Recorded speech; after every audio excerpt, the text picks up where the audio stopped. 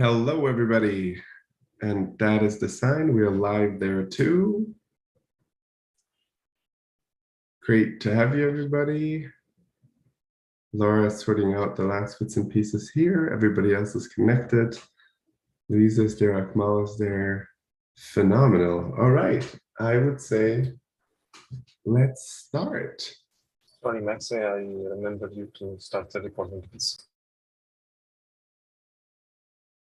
Absolutely.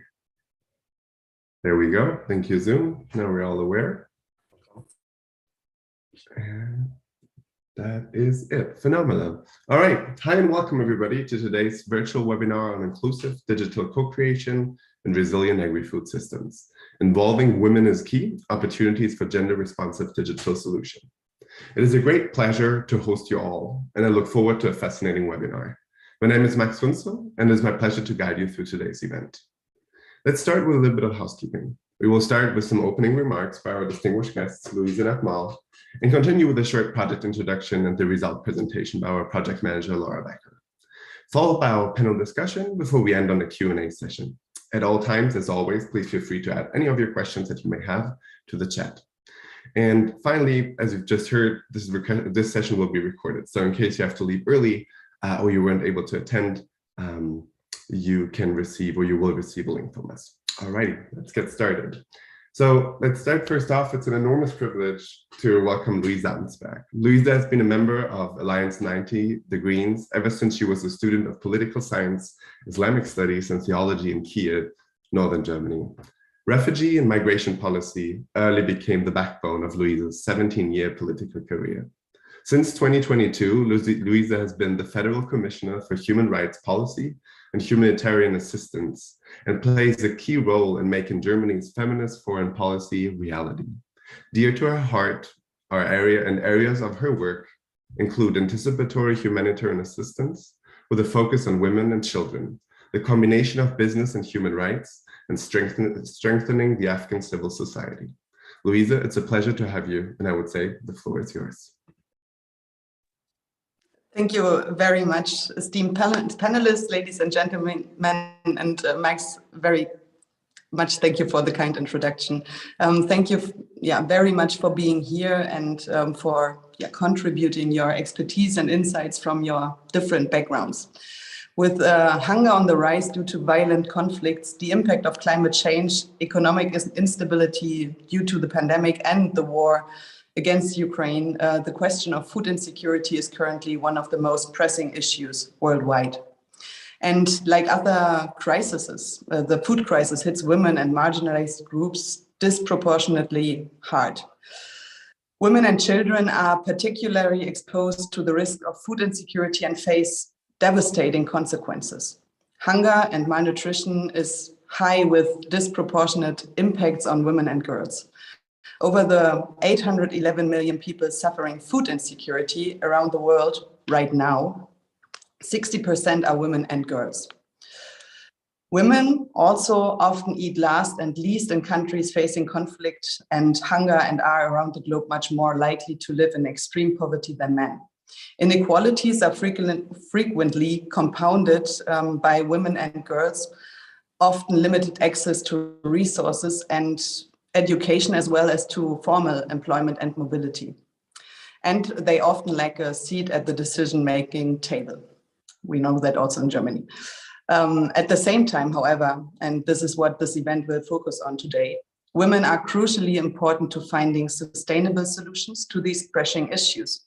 That's why Germany is committed to a feminist foreign policy, focusing on strengthening rights, representation, and resources of women and marginalized groups, as well as diversity throughout every part of our foreign policy.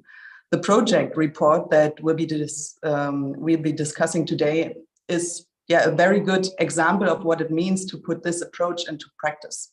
It is well known that digitalization can be an important tool to support the resilience of agri-food systems, while also improving market access for smallholder producers. However, despite the significant number of agri-tech applications on the market, gender bias has often not been taken into account, resulting in technology that further marginalizes women and deepens the gender digital divide. This example shows very clearly that we will only find durable and sustainable solutions if we involve all those who will carry these solutions. And if women are not heard, not represented, we will not be able to address their needs properly. And we will not benefit from their unique knowledge.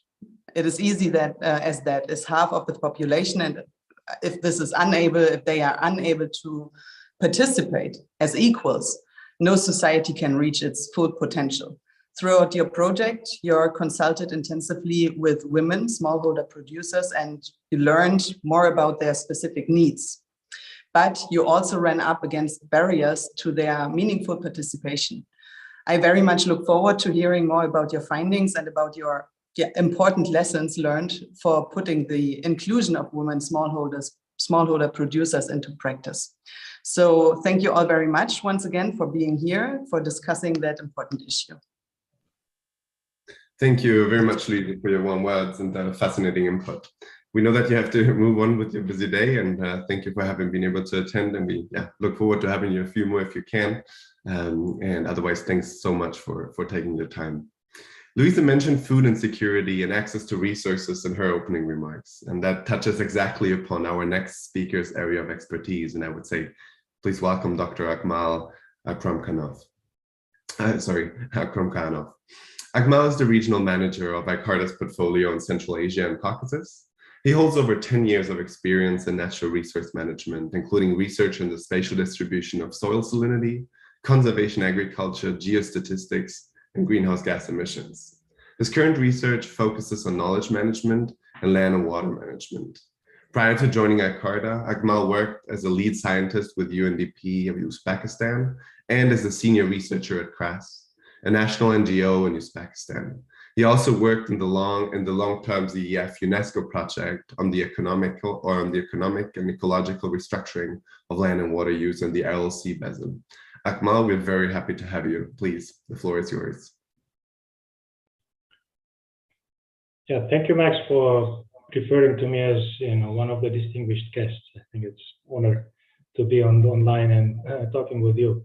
I have in this speech maybe 3 points to mention.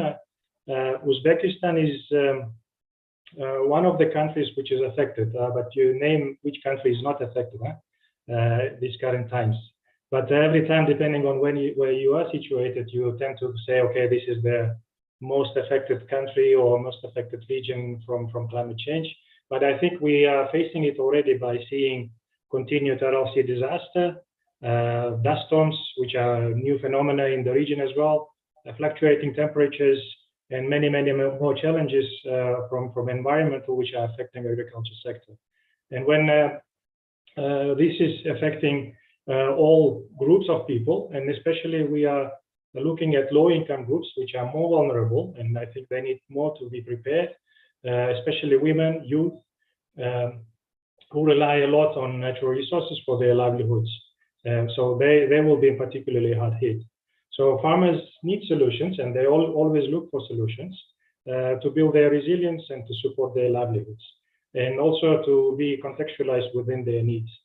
But on the second point, we also have a big move on with digital solutions, which offer great opportunities on the ground, because you can share remotely your knowledge. You don't have to be always on the ground.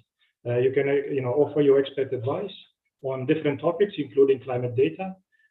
Digital solutions are increasingly seen in the framework of different governments and different organizations, and Uzbekistan is not standing separate here. And I see that there is a new strategy being developed for Uzbekistan on digital, which was accepted in October 2020. I think this gives us a lot of platform to build our interventions on the ground as well. So, but then, so once we have this kind of enabling environment, I think we need to bring on new challenges, new innovations, new solutions, and I think we need to be a little bit innovative. And thanks to German Federal Foreign Office to support such intervention in this case, and very happy to be partnering with high-tech companies like Hive in this case. Since 2019, we began a project to localize a hive management application in this particular case. And what is unique in this project here is that participants themselves are informing us how to design this application, how to design this digital solution, including what language you should be making it. Is it Russian or Uzbek or Karakalpak language, tailored to the context, or how the design should look like, so for easy application of that, right? So recognizing that women do not have the same opportunity usually, right? They are like, we normally talk about gender, but I think we tend to include gender aspects already, at the end of the project, or it's kind of a side effect of any project. But in this project, they are the core of attention. We are working with them on technology development with majority of beekeepers in this particular case. So in this with this attention, I think we are aiming to support their livelihoods through hive management, but also we are, I think, doing a lot of work on building their digital literacy. I think these are 3 points which I wanted to mention in this with these opening remarks, and I'm very excited to see what the project progress and dynamics, and see how this exchange happens during this online exchange or online webinar. Thank you for all organizers for inviting me, and then looking forward to great interaction and exchange. Phenomenal. Thank you so much, Akmal. It's a big pleasure to have you. And thanks again. I know you have a busy day, so thanks for making the time and carving this out. So now that we have mastered the first part of our webinar, I'm quite excited to turn our attention to the next part. Laura, we can't wait to hear your presentation on the results of the AI-driven climate smart beekeeping project. I would say, Laura, take it away. Thank you so much for the introduction, Max. Can you hear me all right and see my screen? All good. Yeah, thank you. Excellent. Okay, so I will just be giving a very short introduction into our project today. We would like to spend most of the time on a rich discussion. So this will be more of a case study and a conversation starter to talk about inclusive design of digital technologies for the agri-food space. So first, just a little bit of information on why we focused on beekeeping. Particularly when we're looking at supporting vulnerable groups and women in the agriculture space, it's important to have a solution that maybe doesn't require land access or requires a lower amount of starting inputs. And so beekeeping is great in this sense. And it also provides pollination services both to agricultural crops, but also to support local biodiversity, therefore helping mitigate the effects of climate change and strengthening the environment. So to try to meet these two goals, we worked together with the HiveTrax team and local partners to localize a hive management app to help beekeepers boost their livelihoods and resilience. And this app focuses on 3 different types of data: weather data, environmental data, and bee data, and incorporates this information from the community of beekeepers, but also from the beekeepers themselves as they track their own hives and monitor them. But with any digital solution, we have to focus on this digital divide.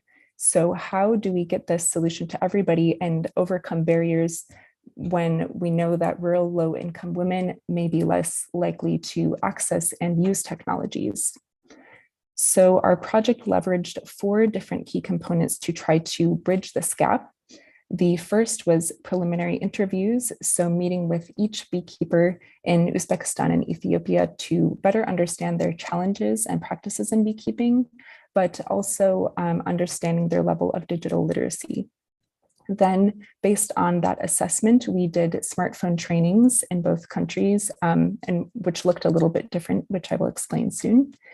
Then we were able to come up with a first draft of the app and test this with the beekeepers to get their first feedback. And lastly, to do a training with the app that was very hands-on to practice this before they started to pilot it. So just to share a little bit more about these different activities, from the first interviews, we learned that in terms of the challenges, there was definitely some commonalities in both countries. There was different honeybee diseases that were difficult to address, and sometimes exposure to agricultural pesticides. But two areas that there was slight differences were in hive management, because in Ethiopia, there is a style of hive that is traditional and you cannot do an open inspection on it. So we had to adapt the app accordingly. And lastly, digital literacy. So we learned that our beekeepers in Uzbekistan were generally familiar with how to use a smartphone, whereas in Ethiopia, the majority were not. And so we did a bit more hands-on smartphone training in Ethiopia. And there was two specific aspects of this that I think really helped bridge this digital divide. One was doing peer learning. So we had the beekeepers pair up once they had a new skill so that they could practice with each other in a comfortable environment. And then also we had beekeepers bring family members if they were maybe really uncomfortable with smartphones or just wanted that extra support.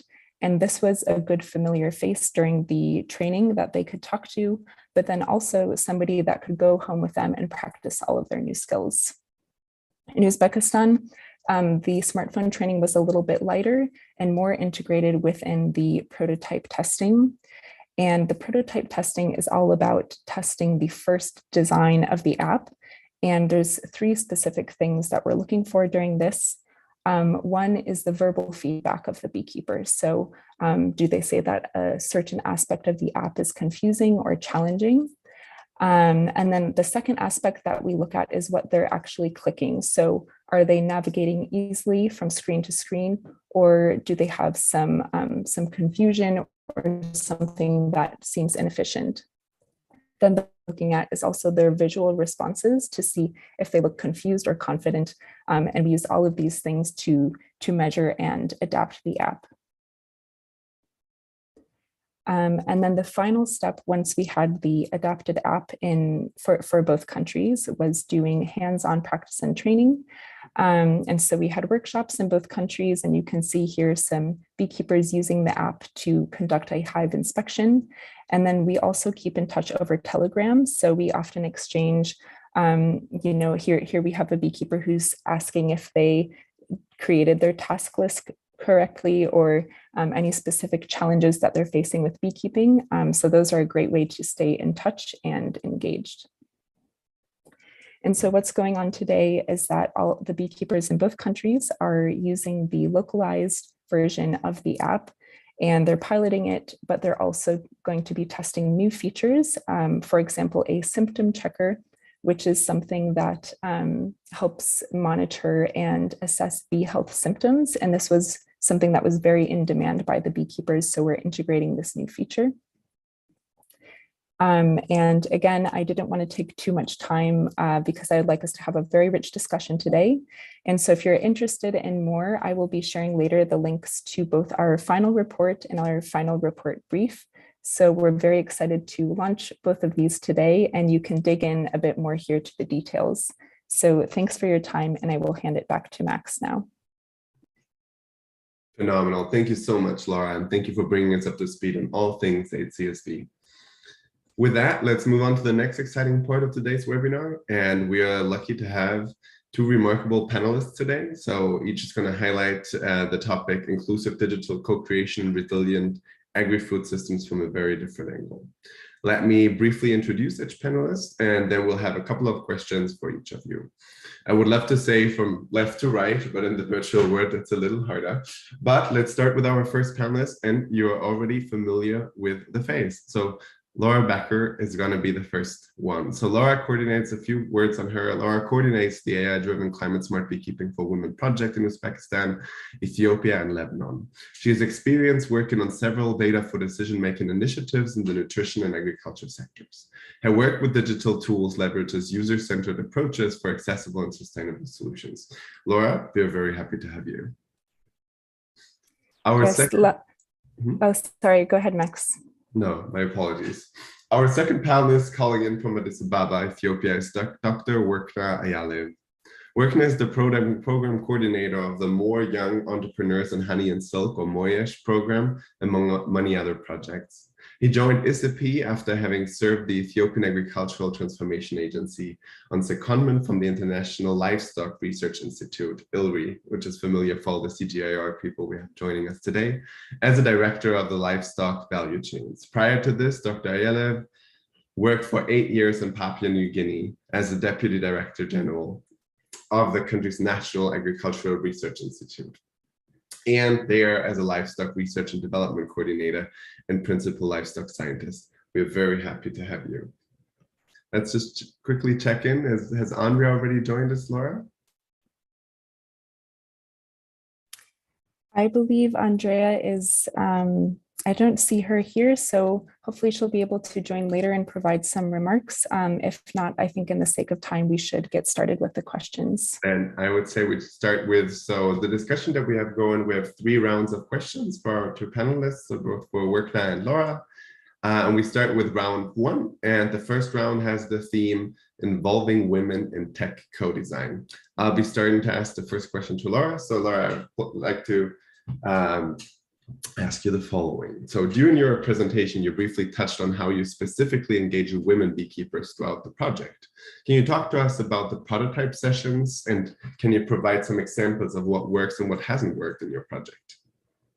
Yes, I'm happy to do that. So I, again, briefly talked about how prototype testing works to look at that first version of the app, ask beekeepers to do an action, and then observe their verbal responses, their physical responses, and what they actually do in the app.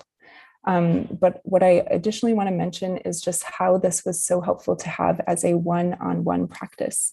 In both countries, the gender roles can be a bit more traditional, and we noticed that when we had larger group workshops with mixed men and women, the women were often maybe not as comfortable to speak up and share their opinion. And so having these sessions one-on-one was a really excellent way to create a comfortable space for women to share their opinion, because it was only our UX designer and a translator who has been with us the whole project.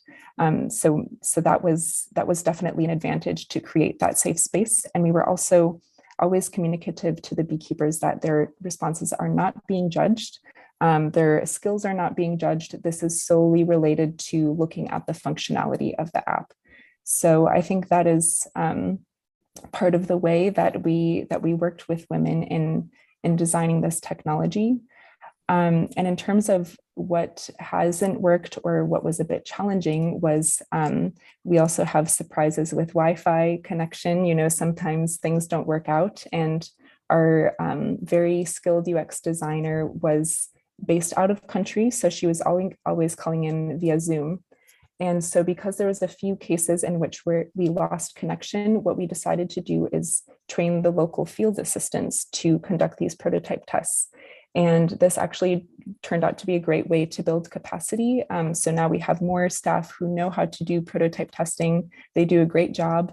And then they're able to share these results back with our team for analysis and further iteration of the app. So thank you, Max, back to you. No, that's phenomenal, Laura. I love to hear how you kind of encountered challenges and you immediately worked through overcoming them.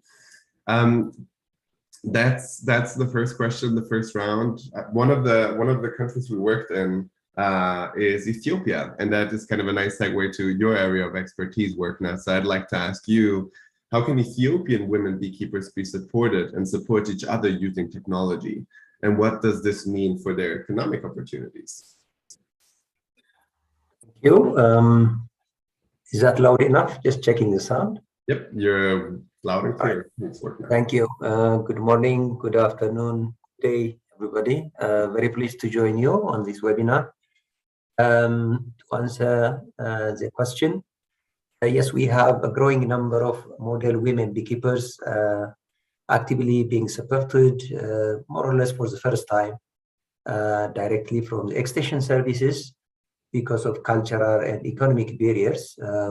We don't normally see very many women beekeepers, but because of these targeted projects like the one we have, more and more women beekeepers are being supported to establish serious commercial market-oriented beekeeping practices in their backyards. that is opening up serious economic opportunities for them and access to improved technologies that they did not have access to in the first place. Traditionally, in Ethiopia, the formal livestock extension system is targeted at the householder, and that does not necessarily mean women, unfortunately. So we need definitely projects that intentionally target women, regardless of their position at household level. In projects like ours, we have customized projects that specifically target women, recognizing their specific needs. Also in line with the cultural and economic barriers that they have to live with. And we have learned exciting lessons from the preliminary experiences we have in this project.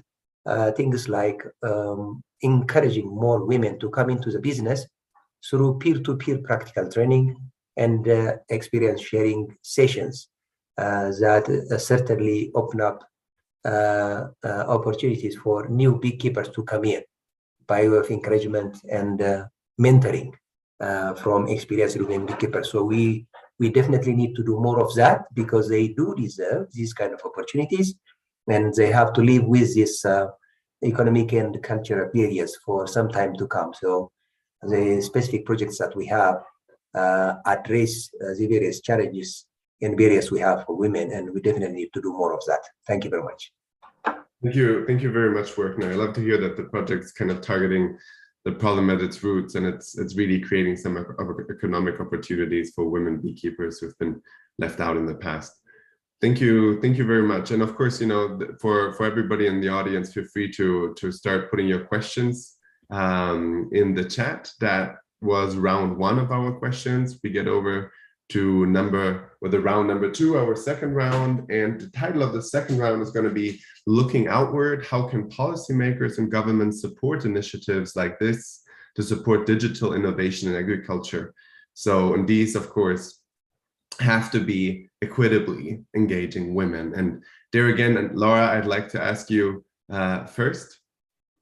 And I would like to ask you in particular, which national stakeholders did you work with, and why is there support needed for sustainability and gender equality of this project to empower women in agriculture?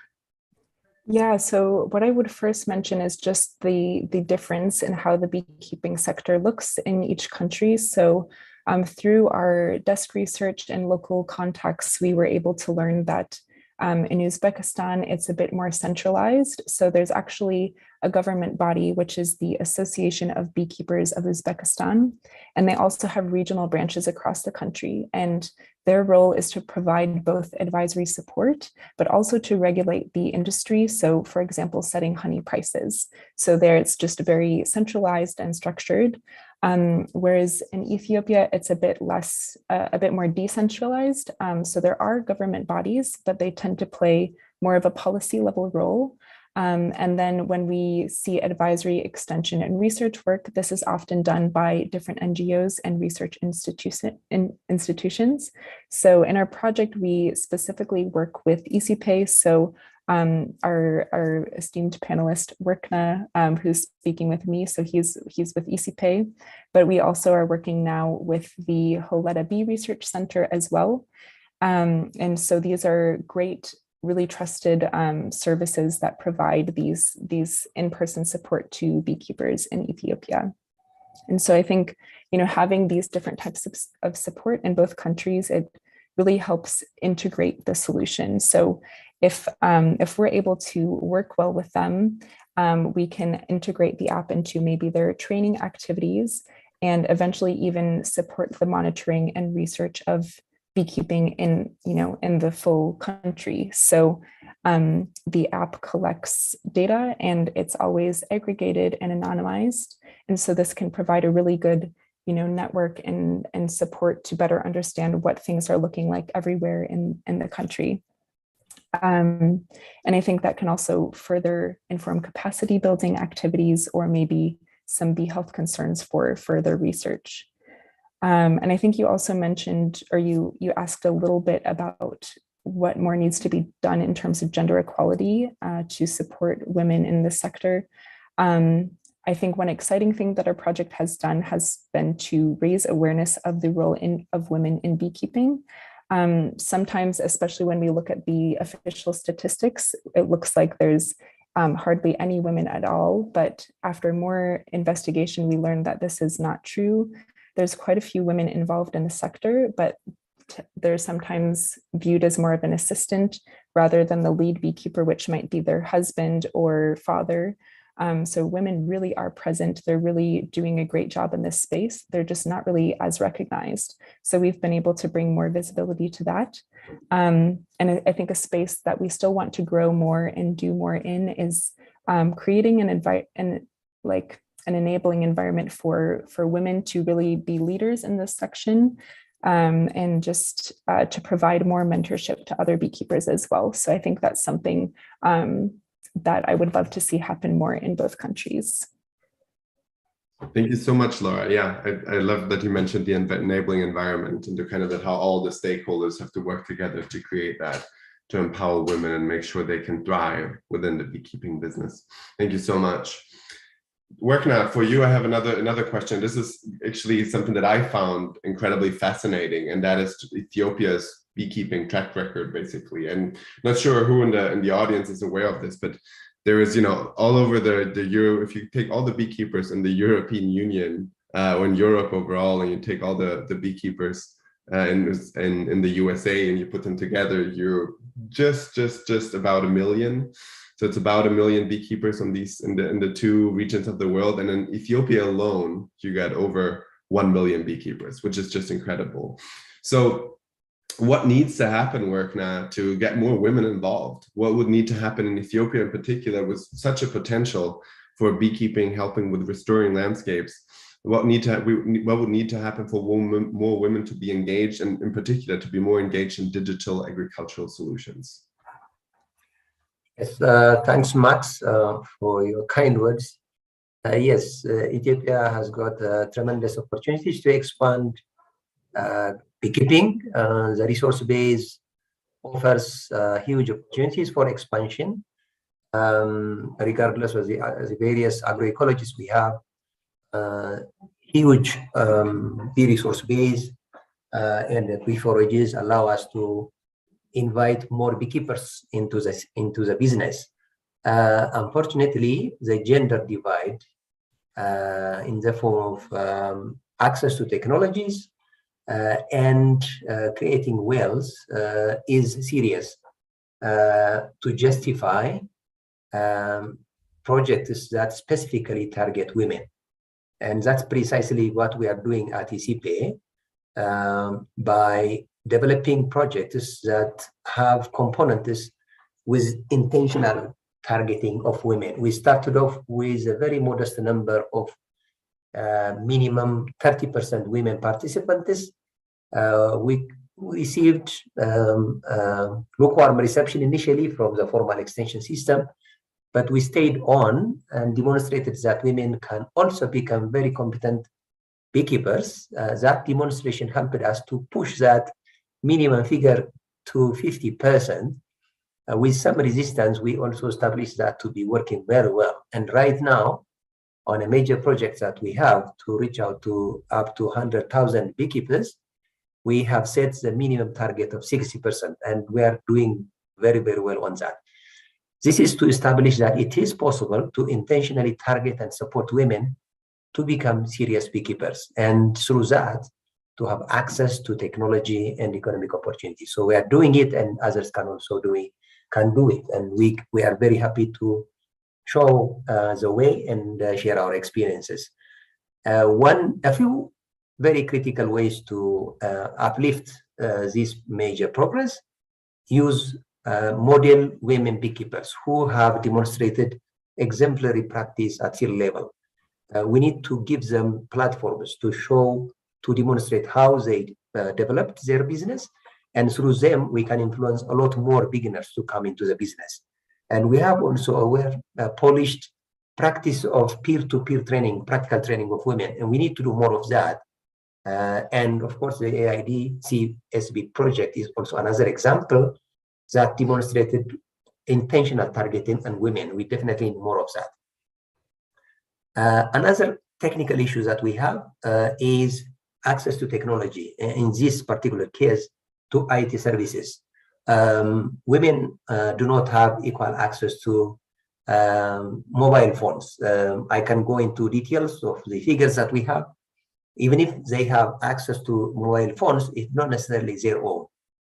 Women are using phones that other members of the family consider their own. So access to technology, to hardware, is a serious issue in its own right. So we need to have some way of addressing this barrier as well. In addition to that, we also need to consider digital solutions to be based also on basic phones. Smartphones can become even more of a technological barrier, specifically for women. So we also need to consider options to customize available technical digital solutions to be also available through basic phones. Let me stop here for now. I can come back later through question and answer. Thank you, Max. Over to you. No, thank you so much, Workna. I think there were some very valuable points in what you said, and I really liked what you said, that you have to create a platform for the agents of change, right? That the peer-to-peer learning can happen.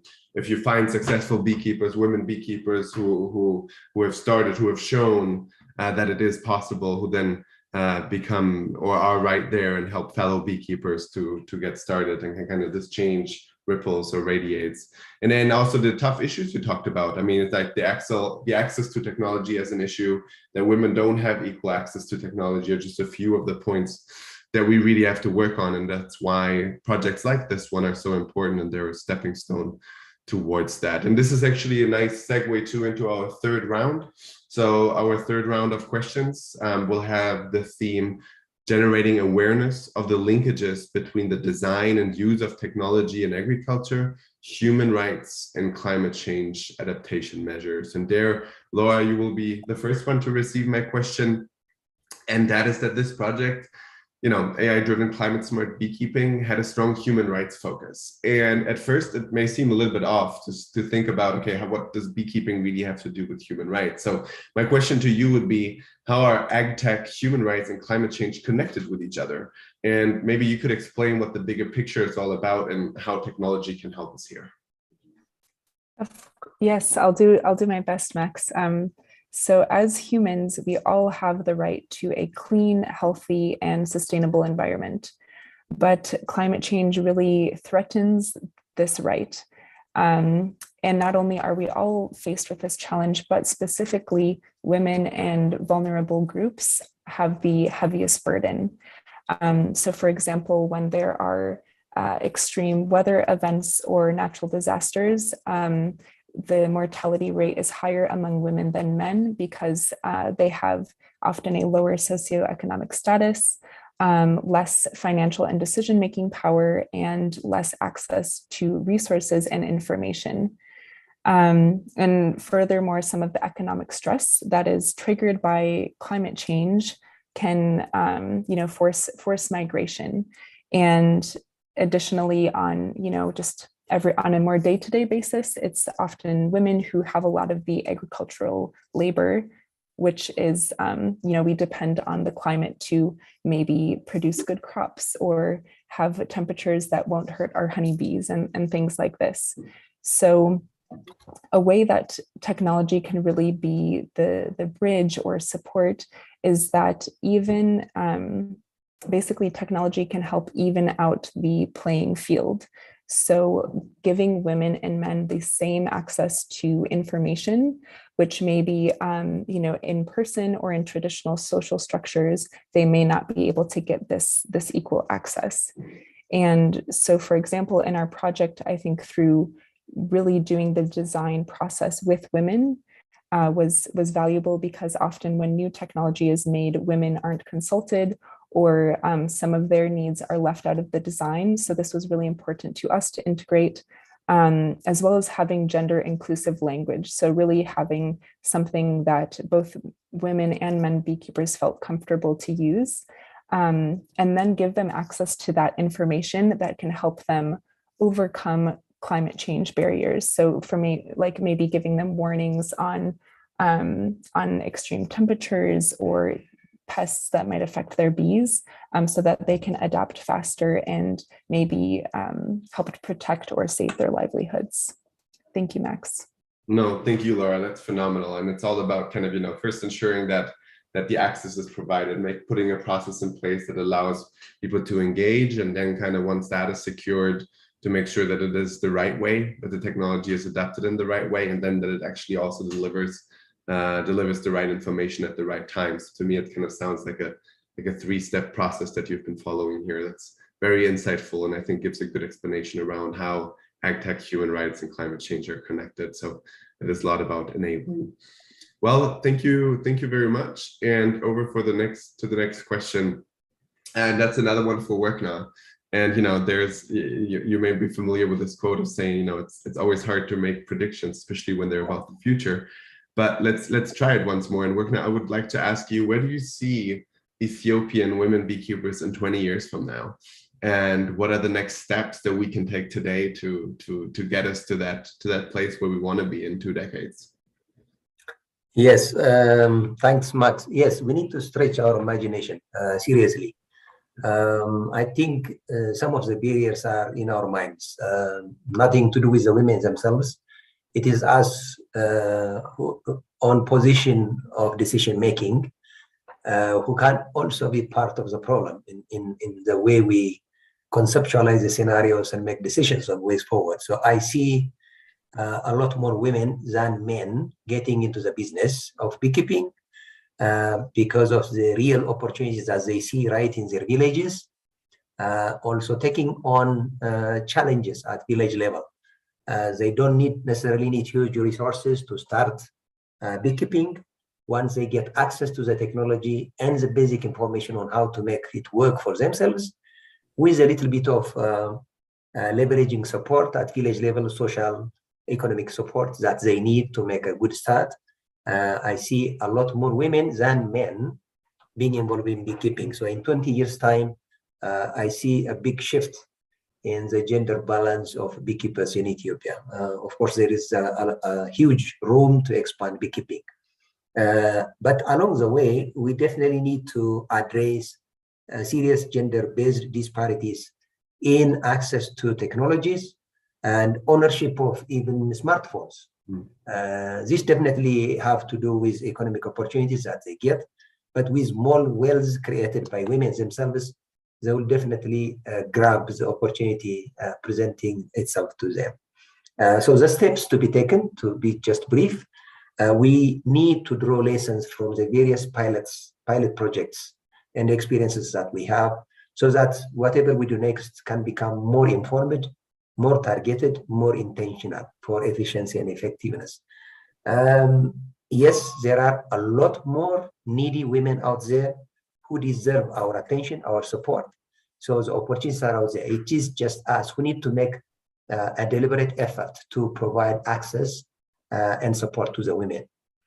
So we need to also consider scaling up and scaling out successful experiences and pilots. We should not just celebrate too quickly. There are opportunities also to extend our outreach. And another important point relevant to this particular project, promote more digital solutions to address access and the various disparities that we see in use of not only technologies, but also in accessing market. If there are very promising products that we see out there, they need to be properly marketed. And given the various gender-based barriers that we see around women, we need to also be innovative in marketing the products that women can come up with. Let me stop there to provide more time for questions and answers. Over to you, Max. Thank you. Thank you so much, Workner. This was very insightful, and I like kind of how you dared to allow us all stretch our imagination and have a little glimpse and look into the future. And I loved in particular how you highlighted the market access, which I think is something that is key and should be one of the necessary next steps of a project like this one, when you create something, digital innovations that then also help market a product, right? That it's not just the knowledge that beekeepers or anybody in farming needs to receive and when they need to receive it, but that then it also helps to market a product and obtain higher higher margins to be able to sustain their livelihoods and their families. Well, we already had, so Ravi here asked a few questions. So the first question was all about considering stingless beekeeping in your programs, and Werner, you already jumped on that question, but thank you so much. That of course this is part of the localization of the app that is required. So as much as there can be a local language, there can be a local pest or a local type of bees, and that in particular is something that can be worked into the application further and then be localized for any place in the world. And I think that's one other question that I just received in private here. Laura, maybe that is for you. There's two questions here. How do you handle the privacy of the data with beekeepers? You mentioned very briefly that is something that you're keeping track of. So I'd just like to know how the project handles that at the moment. Yeah, this is a great question. And so the short answer is that the beekeepers are the ones who own their data. And so they are the only ones who can see the full experience and the full information that they enter into the app. When information is shared for us as project managers, or eventually for partners who provide extension services, it is always anonymized first and then also aggregated. So you would never be able to pinpoint a specific beekeeper or even a specific location. You would only see things on a regional level. So for example, we could see maybe in central Uzbekistan that there are 5 beekeepers who reported the pest Varroa. So it could tell us that, there's a challenge with Varroa in central Uzbekistan at the moment, but we don't know exactly which beekeepers reported it or the precise GPS locations. So in this way, it is valuable data for us as project managers, but also for extension workers, but still provides all of the privacy that's important for beekeepers. So hopefully this helps answer the question. Yeah, that helps a lot, Laura. And I think this is almost, a way to show how human rights are connected to this project, because, the right to privacy is definitely one of the human rights. And I'm glad to see that the project handles it in this way. Werner, I have another question for you. And that, I once had a professor who always said ought implies can. And so people have to be able to do certain things. And I wanted to know, to what degree, the technology and even internet connection, we'll talk a lot about first mile solutions and last mile solutions. And I can imagine that access to technology is limited because you don't have the connectivity across all places in Ethiopia. So how are these lacks of connectivity currently handled, and how is this addressed by the project? If you are able to speak to that word now. Yes. These are real problems that we have here. The telecommunication services are expanding rapidly, but given the low base that we have started, the rapid progress is not just good enough for now. We still need to expand. This is one reason why I said we need to also consider technologies that can fit for promotion on basic phones before we jump into smartphones. This definitely has to do with the level of technology that can be appropriately promoted in the environments like ours. I understand there are also digital technologies for training, for providing access to technologies and various information using basic phones. These are, I think, realistic options that we can consider in reaching out to more women. But for now, as this is a pilot project, we just need to identify areas where we can seriously test the options that we have at hand and consider the lessons learned to reach out to more areas. As a research institution and learning citizens, that is how we should start, and consider also the specific needs that various communities have and adapt the technologies as we go along. Internet connectivity is even a problem in some urban areas. So the problem will not go away that quickly. We just need to have the adaptability, the flexibility to use available technologies that can fit and serve the needs of various communities. I hope that answers the question. Yeah, no, that answers this very well. And I think it's in particular of interest there when you think of, all right, let's go with a smartphone approach, because it's something that is, you know, very common in many places, and you think that's the best solution. But really taking, you know, considering the local conditions is key, and that means oftentimes that we have to be able, as this project does, to provide offline capable solutions, right? So to have something where you can go a day, even a week without internet, as we know that this will be an ongoing challenge that we have to work through. Well, thank you very much. What a panel, and thank you so much, Werkna and Laura, for your thoughts on this. So let me close on a couple of points. So we got together today under the topic inclusive digital co-creation and resilient agri-food systems, and we were specifically talking about that involving women is key, and the opportunities of gender responsive digital solutions such as the one presented here today. And we celebrate the publication of the 8th CSB 2021 report. So as Laura was saying, we will share the report after this webinar. There's going to be both a project brief, which is about 4 pages if you're very, very busy and just want to get a glimpse, or the actual report that has been laid out and you will receive as a follow-up there. Already Laura is posting it in the chat, so you can already have a look. The project represents an important step towards a world where inclusive co-creation of digital innovations is the norm rather than the exception. As we have learned from our formidable panelists today, there's a lot more to be done. But let me highlight 3 elements that stuck with me today. And first, and as we could see, and this project showed, and even it's highlighted in the reports, inclusive digital co-creation can work if stakeholders work together, if the right processes are implemented. And this in particular is something that Laura was talking about, the one-on-one interviews with women that really create an enabling environment and a safe space to involve women in an inclusive way to make an impact on the project outcome. And then second, and this is also something we learned today, is wherever innovation happens, challenges occur. And these need to be addressed, as we learned from Laura's presentation today.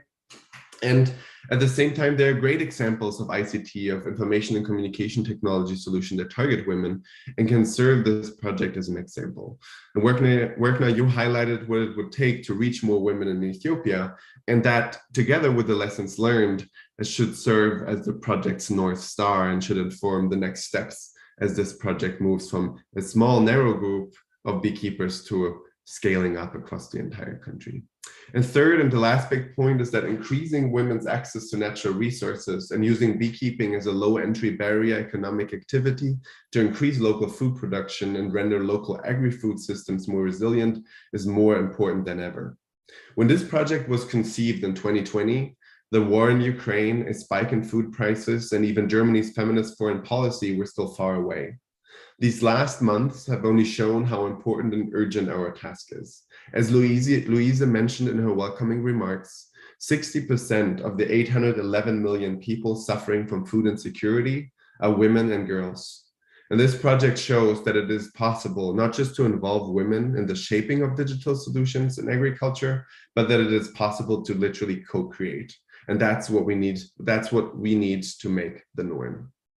Again, a special thanks to Louise and Akmal for opening today's webinar, and to our panelists, Werkna and Laura, for the great discussion. It was a great pleasure to serve you as a host. We'll be following up with a recording. Please, Laura has already posted both the project brief and the full report in the chat. Thanks again to all of your time, to all of you for your time and the many questions that we either receive in private or here in public. You all have a great rest of your day. Please stay in touch to receive more updates on our project, and take care. Thank you. Thank you. No, thank you. Bye-bye, everybody. Thank you. Bye. Thanks for all. Thank you. Bye-bye. See you soon. All the best. Bye, Rustam. Aye. Thank you. Thank you, Mark. That's okay. We'll get in touch. Sure.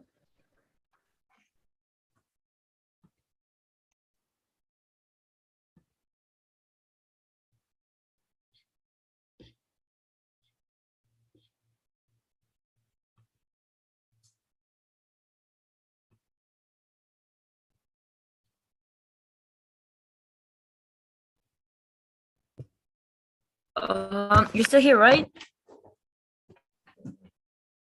Max and Laura, I think you're still here. Yeah? Yep, we're still here. That I is think correct. so- Yes. it's YouTube Okay, still so this streaming? has been